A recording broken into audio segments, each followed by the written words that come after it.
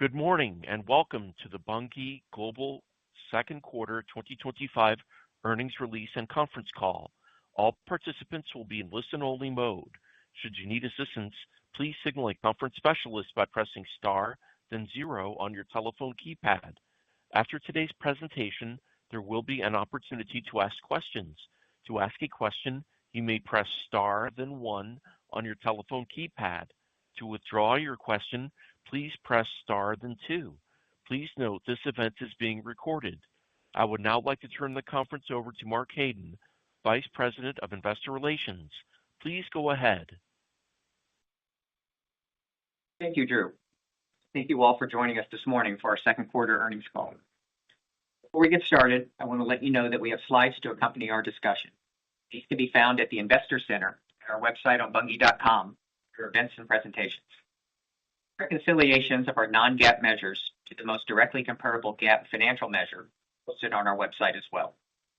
I'd like to direct you to slide 2 to remind you that today's presentation includes forward-looking statements that reflect Bunge's current view with respect to future events, financial performance, and industry conditions. These forward-looking statements are subject to various risks and uncertainties. Bunge has provided additional information in its reports on file with the SEC concerning factors that could cause actual results to differ materially from those contained in this presentation, and we encourage you to review these factors. On the call this morning are Greg Heckman, Bunge's Chief Executive Officer, John Neppl, Chief Financial Officer. I'll now turn the call over to Greg. Thank you, Mark, and good morning, everyone. Before we get started, I just wanted to mention, you may have noticed, Mark's now leading IR, and I wanted to give a quick thank you to Ruth Ann for her years of service in IR, and she'll now be leading our government affairs team globally. So they'll still be working closely together. So welcome. This is a pivotal quarter for Bunge, and I want to begin by thanking the team for continued focus and execution. We successfully navigated a highly complex period, both internally and externally, and delivered better than expected results for the quarter, especially given the market conditions. The team continues to demonstrate agility in an ever-changing environment, while also making significant progress against our strategic priorities. Very pleased to have completed our combination with Viterra earlier this month, creating the premier agribusiness solutions company, positioned to address some of the most pressing needs of the 21st century for farmers and consumers across food, feed, and fuel. This has been a long time in the making, and we use that time well, refining our integration plans and preparing for execution. Now that the combination is complete, teams are moving quickly to identify and capture cost savings, along with commercial opportunities we couldn't pursue before closing. We're already moving to implement logistical and transportation efficiencies with potential to reduce expenses between origin and destination. These are durable synergies that will benefit everyone across the value chain. Our teams have hit the ground running. I've been impressed by the seamless collaboration, partnership, and unified sense of purpose across the company. We remain as excited as ever about our path ahead. Viterra brings a very talented team and a robust network of strategically positioned assets. We move into integration phase. We are leveraging core aspects of the playbook that has served Bunge so well over the past several years. We'll move quickly to apply many of the same proven standardized approaches to reach the full potential for a combined company. This includes utilizing the value chain operating model, our global functional centers of excellence, and structuring our reward system to ensure our teams are working together toward the common goals of our global company while always staying aligned with our shareholders. We are applying a global approach to risk management that aligns with the earnings power of our combined company in today's environment, positioning us to better capture value from our expanded global asset base while prudently allocating risk to the best opportunities. As we integrate these two highly complementary businesses, we're optimistic about the value we will generate. With the rigorous integration planning that's been done, we have a clear path to bringing our companies together, capturing meaningful efficiencies and operational synergies. I'm especially excited about the potential commercial synergies. They're already identifying opportunities to run a more efficient processing and logistics network, use our combined information to better manage risk for Bunge and our customers. It's been great to see the teams working quickly to identify and tackle these areas together. Beyond Viterra, we continue to focus on our broader strategic priorities, including ongoing portfolio optimization. Earlier this month, we announced the completion of the sale of U.S. corn milling, which further simplifies our business along our global value chains. Shifting to our operating performance, our second quarter results were largely driven by better than expected processing results in South America, higher margins in Brazil and Argentina. Refined and specialty oils was negatively impacted by uncertainty related to U.S. biofuel policy. John will go into more detail about the second quarter financials in a moment. Looking ahead, we are maintaining our full year adjusted EPS outlook of approximately $7.75 for the legacy standalone Bunge, which no longer includes the second half earnings from our corn milling business due to its sale, which closed on June 30th. With that, I'll turn it over to John for a deeper look at our financials and outlook. John? Thanks, Greg, and good morning, everyone. Now let's turn to the earnings highlights on slide 5. As Greg mentioned, the second quarter exceeded our expectations, driven primarily by processing. The team's execution allowed us to benefit from late quarter market volatility. Our reported second quarter earnings per share was $2.61, compared to 48 cents in the second quarter of 2024. Our reported results included a favorable mark-to-market timing difference of 69 cents per share, and that favorable impact of 61 cents per share from notable items, consisting of an 87-cent gain, sale of our U.S. corn milling business, offset in part by 26 cents transaction and integration-related costs related to Viterra. Adjusted EPS was $1.31 in the second quarter versus $1.73 in the prior year. Adjusted segment earnings before interest and taxes, EBIT, was $376 million in the quarter versus $519 million last year.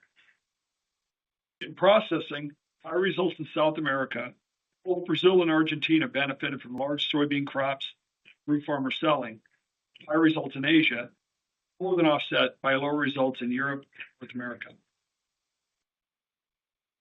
In merchandising, improved performance in global grains and oils, more than offset by lower results in our financial services and ocean freight businesses. While largely driven by North America and Europe, results in refined and specialty oils were down in all regions, reflecting a more balanced global supply and demand environment and uncertainty in U.S. biofuel policy. Milling, higher results in North America, and offset by lower results in South America. In corporate and other, decrease in corporate expenses was primarily driven by performance-based compensation. Prior year other results include a loss of $21 million from the sugar and bioenergy joint venture that we divested in the fourth quarter of last year.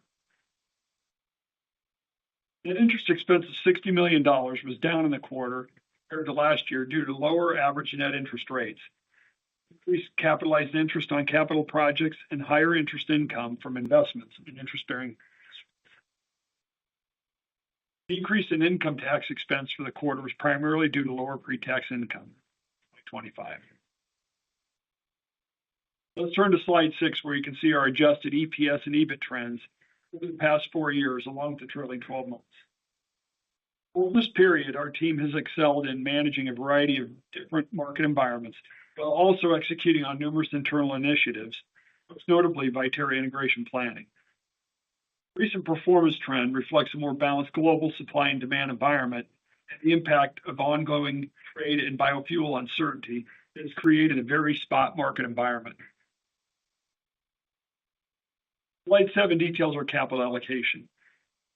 Year to date, we have generated $693 million of adjusted funds from operations. After allocating $133 million to sustaining CapEx, which includes maintenance, environmental health, and safety, we had a $560 million of discretionary cash flow available. $185 million in dividends and invested $583 million in growth and productivity related CapEx.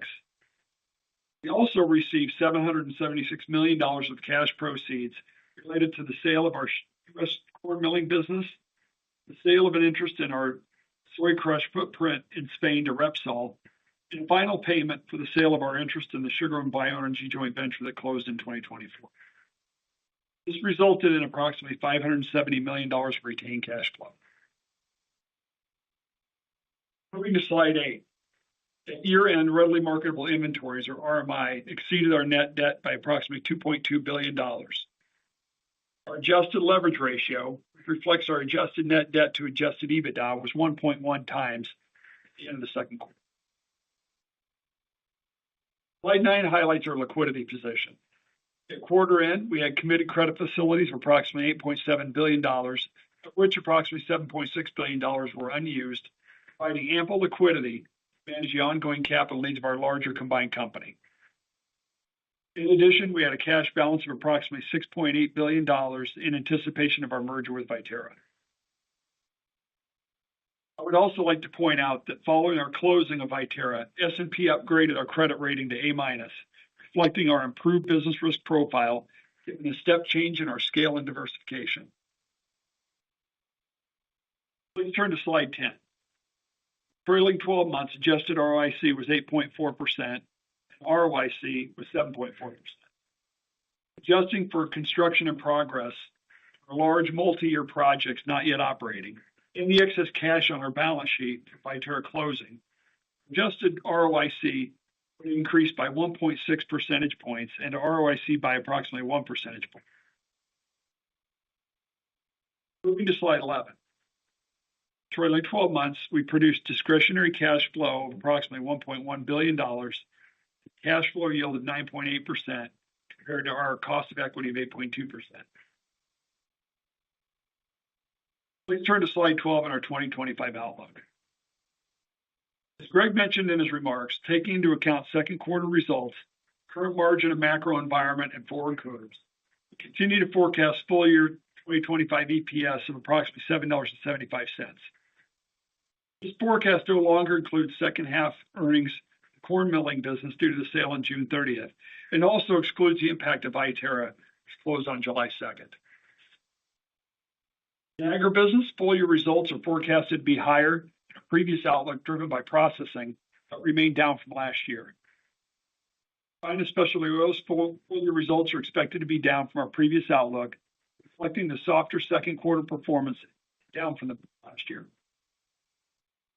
In milling, full year results are expected to be down from our previous outlook, reflecting the sale of corn milling, but still in line with last year. Corporate and other full year results are expected to be in line with our previous outlook, but favorable to last year. Additionally, the company expects the following for 2025.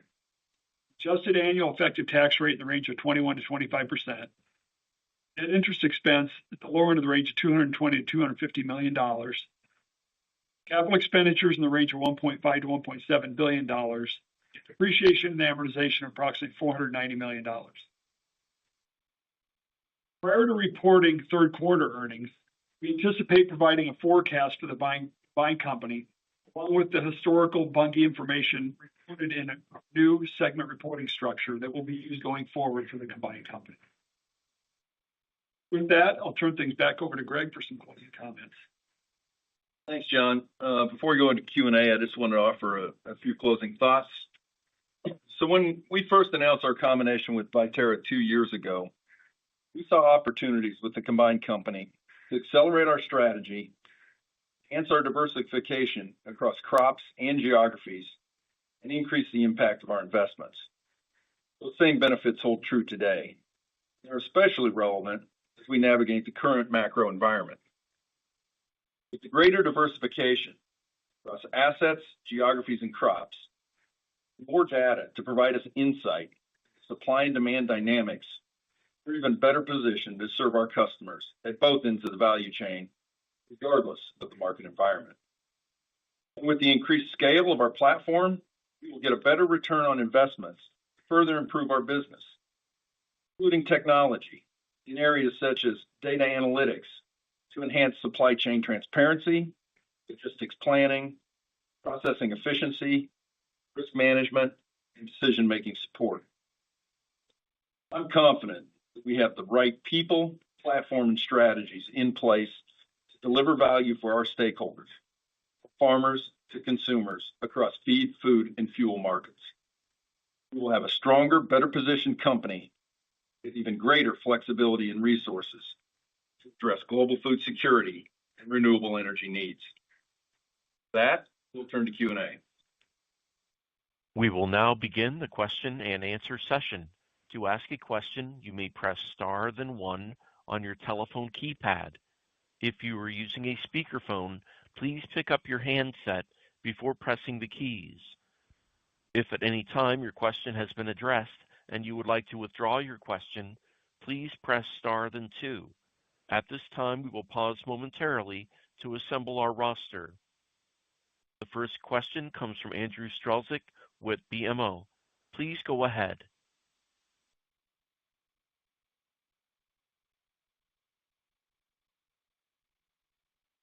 Mr. Strelzik, your line is open. Is it possible your line is muted accidentally? Okay, we'll move to the next question then. The next question comes from Pooran Sharma with Stephens Inc. Please go ahead. Good morning, and thanks for the question. Just wanted to start off by just asking about the soy crush performance throughout the quarter in your regions. You provided a little bit of detail in the press release, but just wondering if you could flush that out a little bit. And as we look to the back half of the year, how should we think about fundamentals, especially with the recent RVO in mind? And then my follow-up would just be in regards to the SREs. Have you heard anything? How soon do you think we can get an announcement? How have your conversations been regarding this matter? And any sort of details you could provide there would be helpful. Thanks.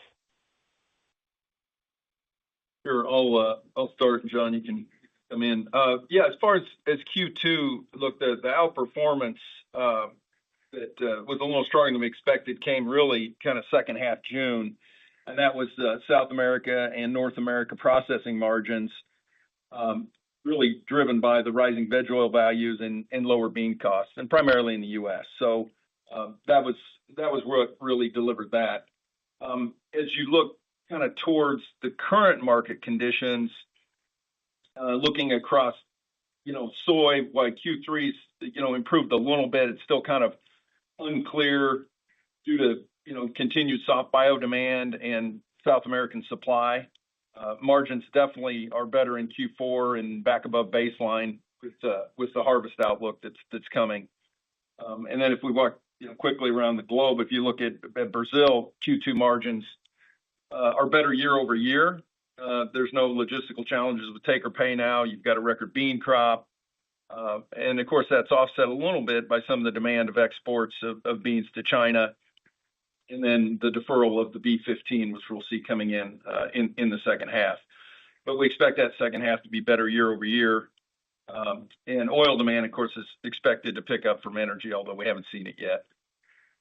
And then in Argentina, Q2 margins have been better year over year. That was strong farmer selling, driven by the big crops and the export window looking like it was, coming to an end. And so that got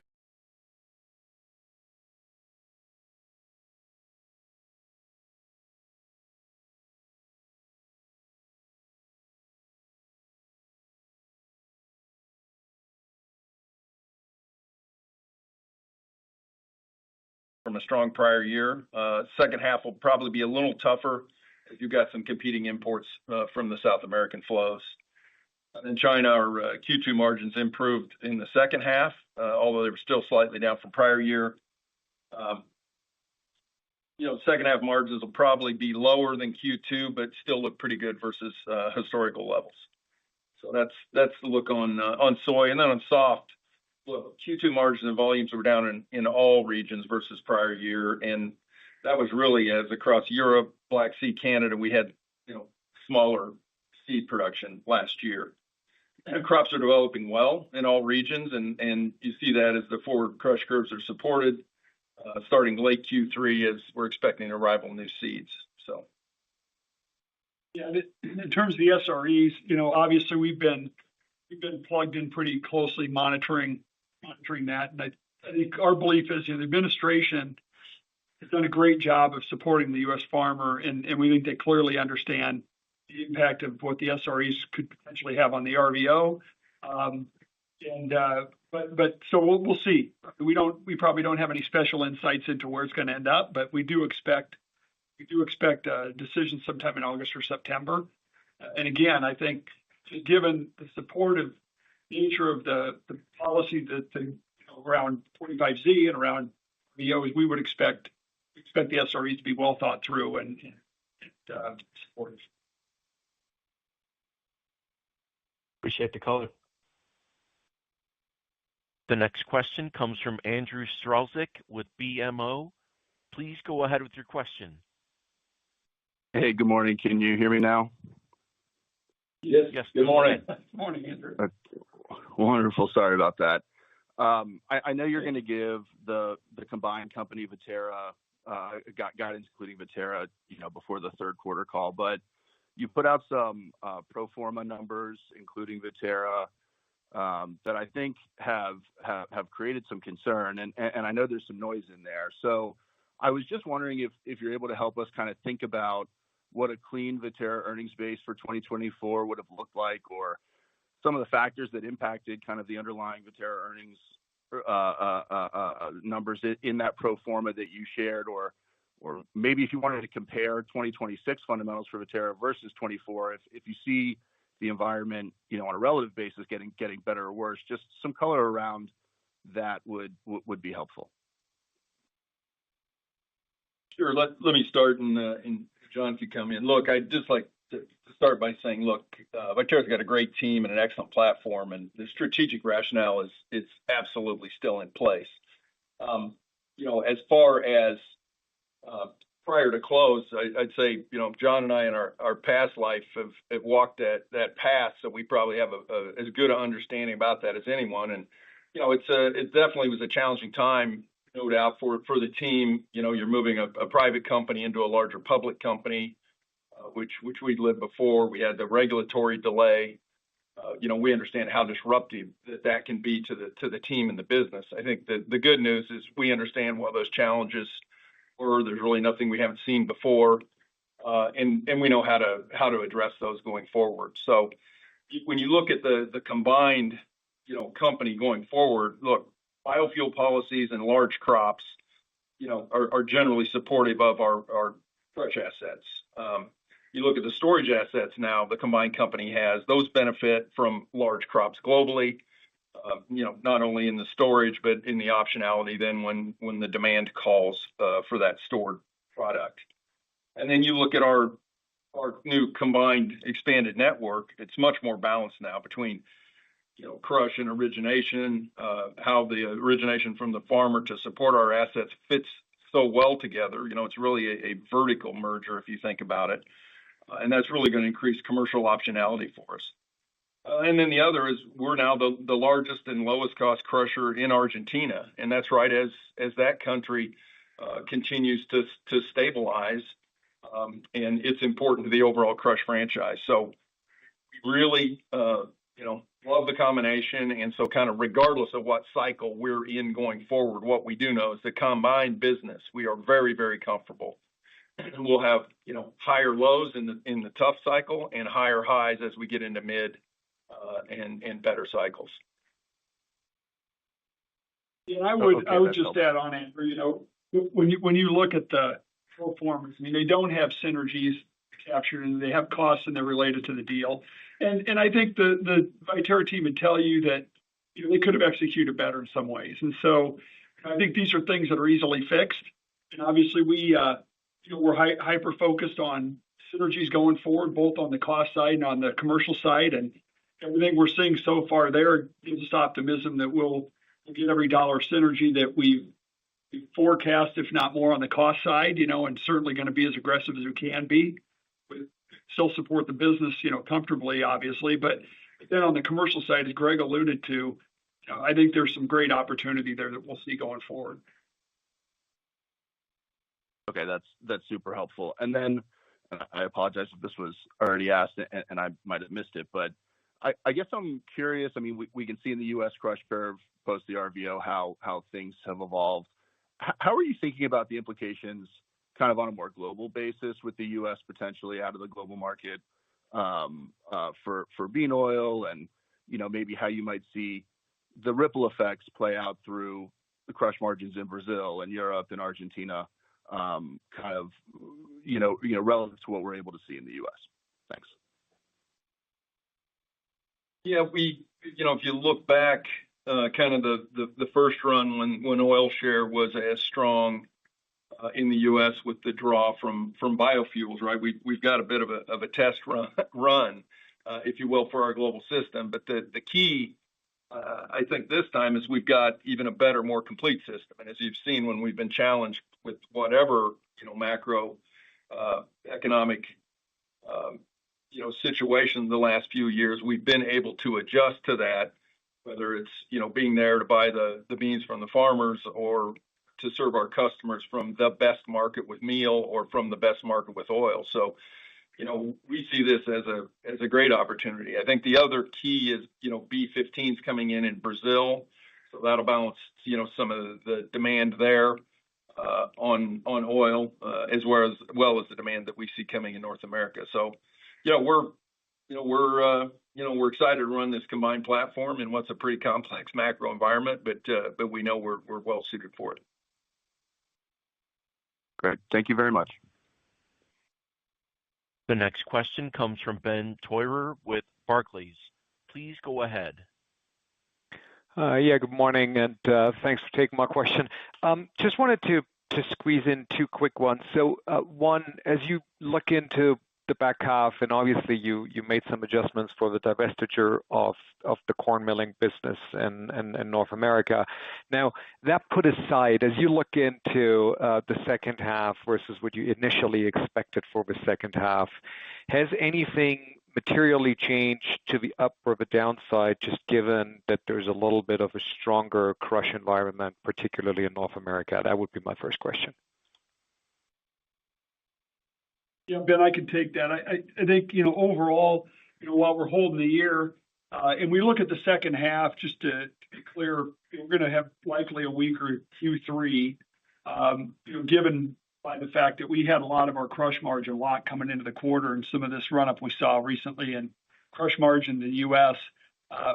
Capture a little bit of that in Q3, but most of it we were already locked. So we're really looking at second half, kind of a 30-70 split of earnings second half. And I would say, well, we are predicting and we're forecasting a stronger processing in the second half, and primarily in Q4, driven by the improvement in crush margins, especially in the U.S.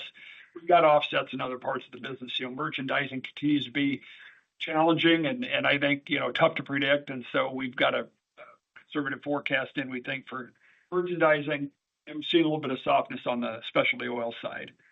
So overall, kind of a shift to the processing side away from parts of the business.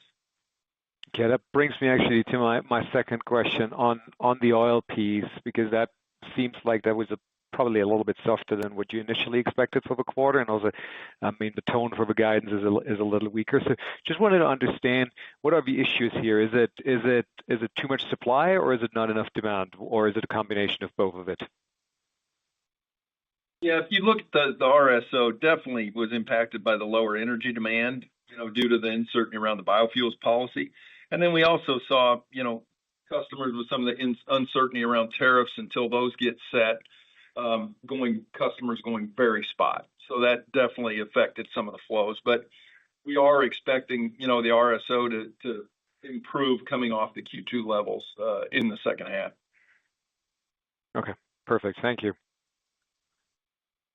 The next question comes from Salvatore Tiano with Bank of America. Please go ahead. Yes, good morning. So firstly, I want to ask a little bit about your investments, the organic investments that you have for the next couple of years. including, I believe, Morristown supposed to come online later this year. How's the Destrehan crush expansion going?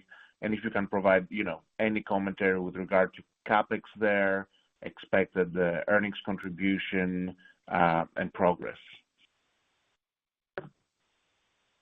This is John. I'll take those. So, yeah, Morristown is moving along extremely well. We're gonna basically go into commissioning and go live on that plant expecting in October. So call it mid Q4.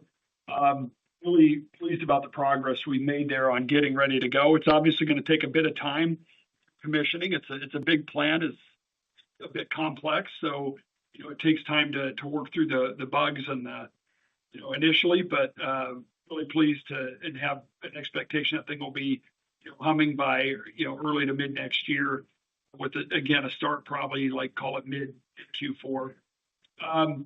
Destrehan, both projects in Destrehan are moving along well. Of course, we have the crush project that's in our joint venture with Chevron. We're expecting that to come on probably call it late Q2 of next year, and then followed probably about a month later by the barge unloading project, which is a 100% owned project. But both going along well, and largely, obviously, most of the CapEx will be complete on those three projects by the end of this year. A little bit of spillover on Destrehan, two Destrehan projects into next year, into 2026 first half. And then the other big project we have, of course, is our Wesson plant in Europe. That's probably been delayed a bit, just given some contractor issues, and looking probably at early 2027 commissioning on that plant versus late 26 at this point. But I would say all in all, the projects are moving along well, and teams are doing it safely and effectively, and we're optimistic that all these are going to be good projects when wrapped up. Perfect. And the other thing I want to ask is, what is your outlook, I guess, on the meal side in the U.S., both on demand, whether that's domestic or on the export market, but also supply? Because obviously we're talking with the RVOs about the improved outlook for the oil side, but it looks like we're still adding probably a good 10-15% to meal supply in North America in the next 2 years, and obviously prices there are moving lower.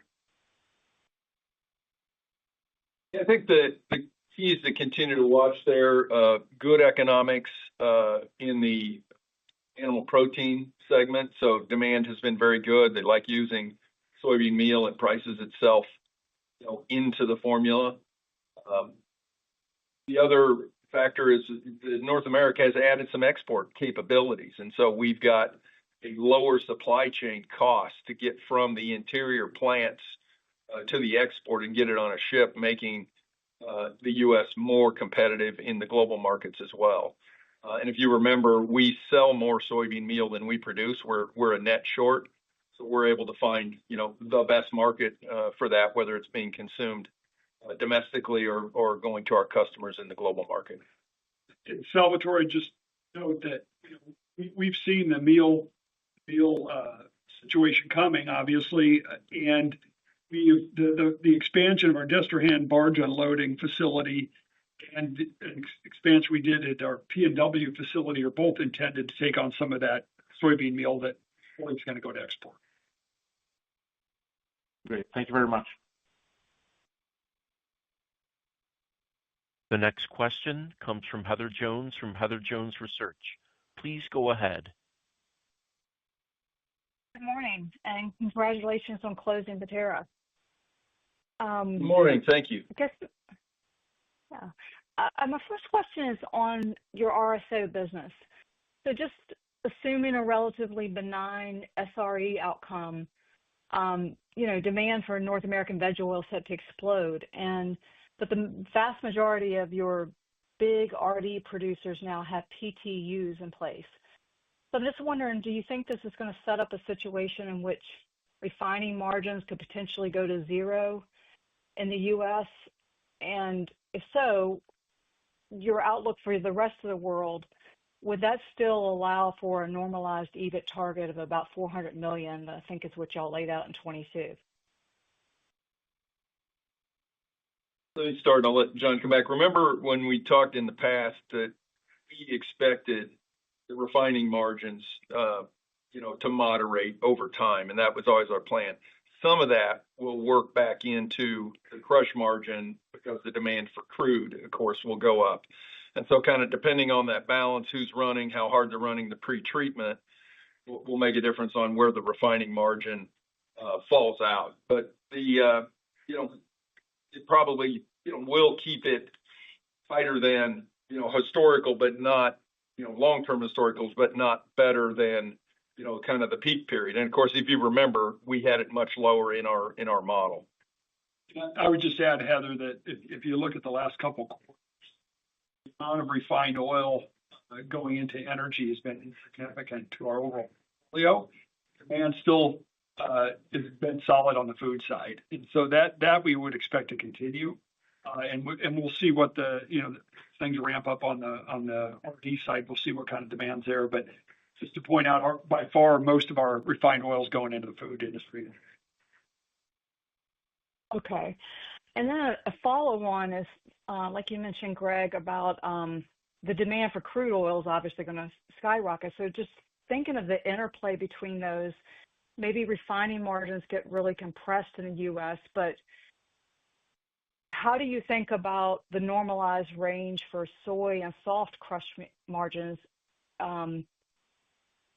given that crude oil demand is going to surge and you're also going to have this very large meal production? And I know we won't know until we know, but just how are y'all thinking about that setup, the potential there? Yeah, I mean, I think we're encouraged. You got big bean crops, you've got good animal profitability on the meal takeaway and inclusion rates. You've got the biofuel policy, with the RVO being constructive in the U.S., and then you got the B15 coming on in Brazil. So, from an overall setup, exactly how it'll play out, we've got our theories, but the one thing I'm really glad is that we're running what is now a pretty balanced global crushing footprint, in soy and soft. So I think we feel the balance of supply and demand is going to be pretty good, and I think we'll be able to most efficiently serve it, from the best origins. Okay, thank you so much. Thank you. The next question comes from Derek Whitfield with Texas Capital. Please go ahead. Good morning, all, and thanks for taking my questions. Morning. Similar to Heather's question, given the meaningful step up in domestic SBO demand for fuel, how do you see the interplay between SBO and other seed oils as it relates to food in the U.S.? Yeah, as I said, I think the good news is we've seen a bit of a test run, on this, and as market, tightens up on the demand, you have certain food customers that, will switch to other oils, and some of that's functionality, some of that's from a price standpoint. So we're working with those. So we like being able to offer the full suite of the seed oils, to our customers. So we see it as opportunities.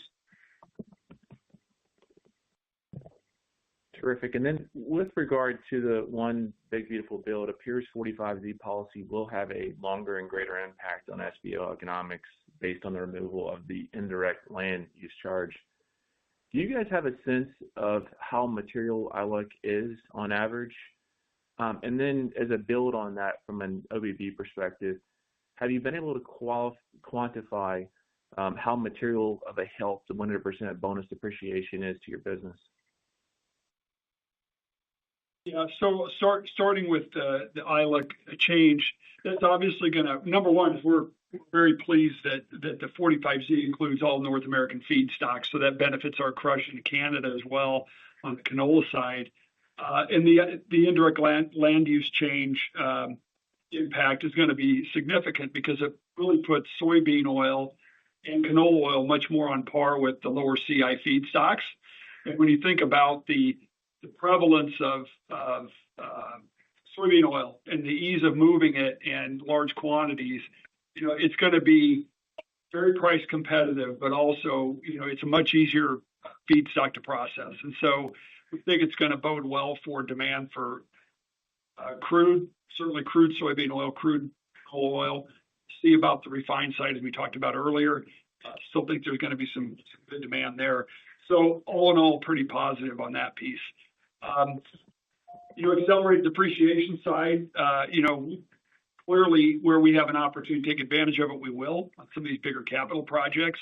I don't know that it will necessarily change strategy around CapEx, but it certainly is going to be a tailwind as we see opportunities. That's helpful. Thanks for your time. The next question comes from Stephen Haynes with Morgan Stanley. Please go ahead. Hey, good morning. Thanks for taking my question. I wanted to ask on some developments in the global trade market with China taking some soybean meal from Argentina and sending some soybean oil into India. I guess not typical behavior from them. So these kind of one-off weird kind of moves, or do you think there's kind of just, more of a structural change going on? Just curious on any thoughts there. Thank you. I think the one thing the last 5-6 years have taught us is the world's a pretty dynamic place now, and I know I'm repeating myself, but it's why we love our balanced global footprint of crushing as well as origination. And I think China's very, very public, that they're focused on food security. So I think it's absolutely logical and rational that they continue to build different optionality. And I would say the importation of soy meal is a new option that they're now developing. So seems like a logical and rational action. And then as far as commodities moving in untraditional flows, I think that's the norm now. I think that's the norm going forward, and I really feel that Bunge's built for it.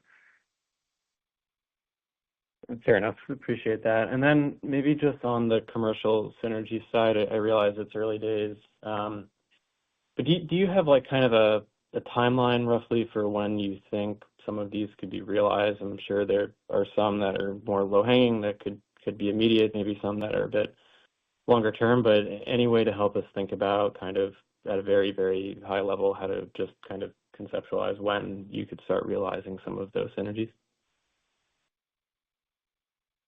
Yeah, it's too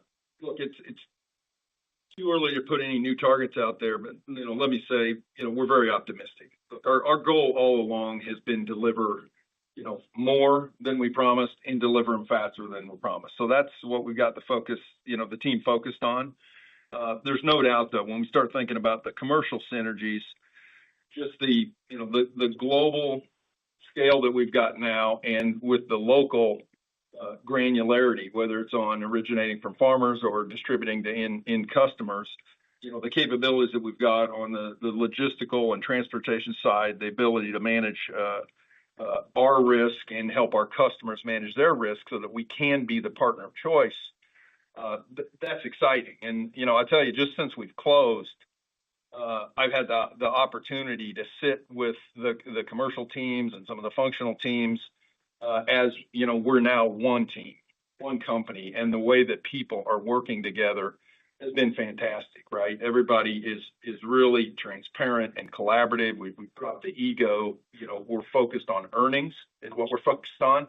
And hearing the teams and the opportunities that they're finding together in the plans. Look, it takes some time to execute, but as we had teams together here in North America a couple of weeks ago, I was in Europe all last week, listening to the teams and work and hearing the report outs of the working sessions, and I'm excited about it. I'm really excited. It'll take some time to do, but the reason that we did this deal, they're all still in place. Yeah, I would just add, Stephen, that I think that the first focus item for the commercial team was one voice to the market. And I think as Greg mentioned, the team set aside, who was doing what, and we figured out very quickly what's the right approach in every market that we're in to make sure we're one voice to the customer and both ends, the farmer on one side and customers on the other. And we couldn't be more pleased with the coordination among the teams that are just now starting to figure out what the real opportunities are. Okay. Thank you. The next question comes from Manav Gupta with UBS. Please go ahead. Hi. So I wanted to ask about the shareholder returns post the closure of the deal. How much is remaining under the buybacks? Could you accelerate the buybacks to offset the dilution from the Viterra deal? Yeah, Manav, thanks. This is John. The original $2 billion commitment, we have $800 million left. And obviously, that's going to be an important part of our capital allocation here going forward. We anticipated that all along. We had a big outflow of cash relative to getting the deal closed, but it's always been built into that. And obviously, we've talked to the rating agencies about our plans there, and we expect to execute on that fairly soon. And we'll see. I mean, technically, we have a period of time post-close to do that. We'll look for the right opportunities to execute on that remaining balance. And then going forward, we do expect this machine to generate a lot of cash going forward once we hit our stride. And capital allocation in the form of share buyback will likely become a pretty important part of our ongoing strategy. Thank you. And the follow-up here is when we look at the RVO, and if you look actually closely, not many people do, unfortunately, is that you're getting 50% RIN on imported feedstocks. That means domestic soybean oil could actually price at a significant premium to some of these imported RD feedstocks. So would that lead to a situation where you would actually see your domestic soybean oil actually competing against low CI feedstocks, and the premium that those low CI feedstocks get versus your domestic soybean shrink meaningfully and maybe go even the other way? If you could comment on that. Yeah, I think it's a little early to tell, but I don't think that's out of the realm of possibility.